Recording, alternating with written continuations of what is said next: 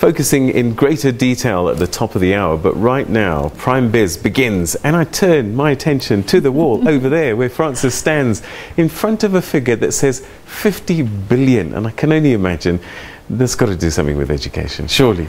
Yeah, so it's a big number, and it's the approximate amount that government would have to spend on, approximate amount of money that government would have to spend to finance free tertiary education. So why are we bringing you this today? The reason this figure is so topical is because the rand has weakened on speculation that President Jacob Zuma is about to announce free education. By the close of business, the rand had weakened by nearly 8% against many of the major currencies. We're at about 14.25 to the dollar.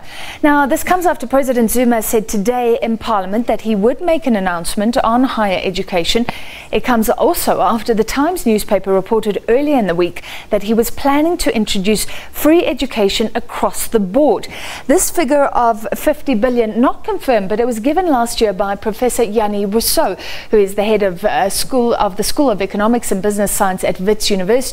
So a year later, it may be even higher. We'll chat to him shortly. Like many economists speaking on this issue, Rossouw believes that South Africa is simply not able to afford this. And remember, it's a time when growth is very low and our debt burden is high. To fund this figure of 50 billion rand, he suggested that income tax would have to go up by nearly 12%, or VAT, which were charged on goods in the shops, it affects the poor, could go up by more than 2.5%. Alternatively, company taxes, which affect investments, could go up by 7%.